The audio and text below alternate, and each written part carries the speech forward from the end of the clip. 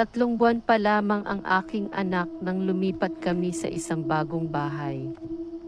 Tahimik at simple ang lugar, isang perpektong tahanan para magsimula ng bagong kabanata sa aming buhay.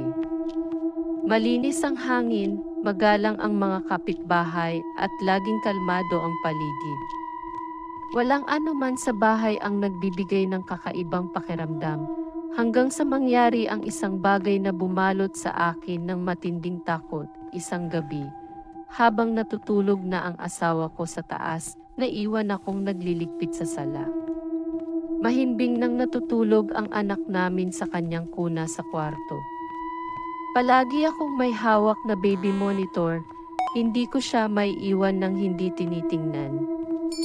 Moderno ang monitor na iyon, may video feed na may night vision. Kaya kahit madilim, malinaw kong nakikita ang bawat kilos niya habang abala ako sa pagliligpit ng mga laruan at bote sa mesa, tinapunan ko ng tingin ang screen ng monitor. Nakita kong payapang natutulog ang anak ko, ang banayad na pagtaas-baba ng kanyang dibdib ay nagbibigay sa akin ng ginhawa. Tahimik ang bahay, tanging ang mahina kong paggalaw ang maririnig sa paligid. Hanggang sa marinig ko iyon, sa gitna ng mahinang static ng monitor, may sumingit na kakaibang tunog, isang bulong sa una. Inisip ko na baka interference lang iyon, marahil ay nakasagap ng signal mula sa isang kapitbahay.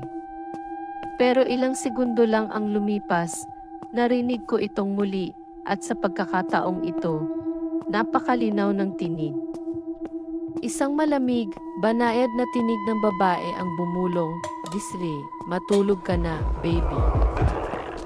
Napahinto ako sa ginagawa. Hindi ako gumalaw, hindi ako huminga.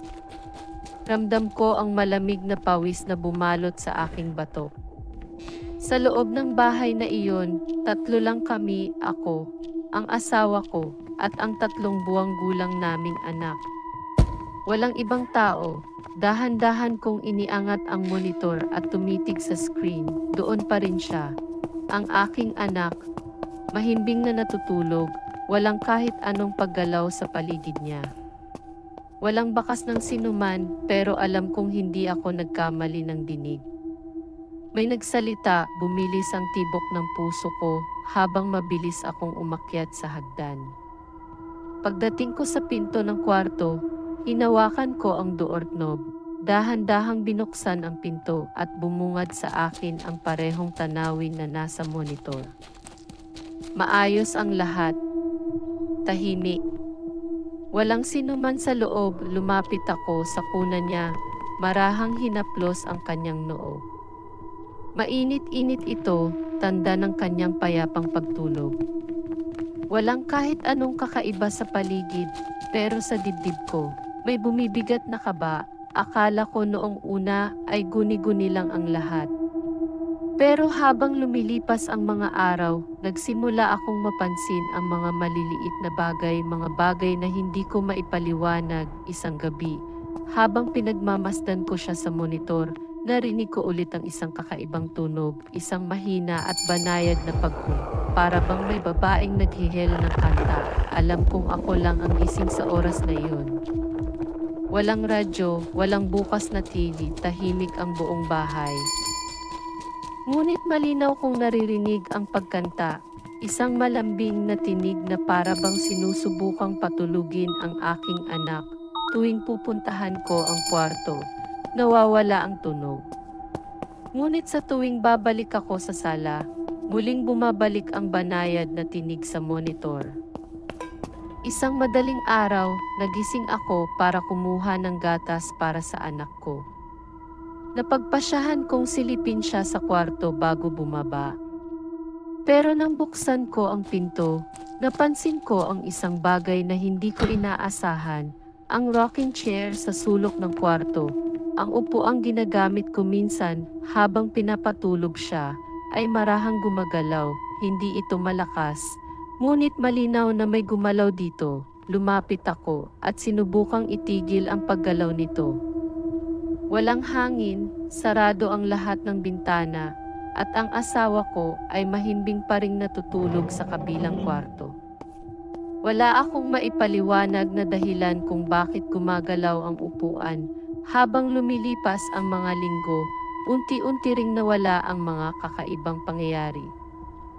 Hindi ko na muling narinig ang bulong, hindi na gumalaw ang rocking chair, at tahimik nang muli ang baby monitor. Ngunit kahit tumigil na ang mga iyon, may nararamdaman pa rin ako. Isang malamig na presensya sa kwarto niya tuwing gabi. Sa mga gabing pinapasok ko ang kwarto upang silipin siya, minsan, pakiramdam ko ay hindi ako nag-iisa. Parang may ibang matang nagmamasid, hindi nakikita, ngunit ramdam ko ang kanilang pagtutok sa amin minsan, sa dilim. Parang may aninong dumaraan sa gilid ng aking paningin. Hindi ko alam kung sino o ano ang bumubulong sa aking anak. Isang bagay ba itong masama? O baka naman isang espiritong nagbabantay sa kanya? Isang presensyang sumusubok tiyaking ligtas siya sa bawat gabi. Bagamat hindi ko maipaliwanag ang mga nangyari, may bahagi sa akin na hindi natatakot. Sa halip, pakiramdam ko ay may isang taong nagmamalasakit sa aking anak. Isang presensya na nag-aalaga, na ayaw siyang mapahamak, at kahit hindi ko alam kung sino siya, alam kong hindi kami nag-iisa sa bahay na iyon.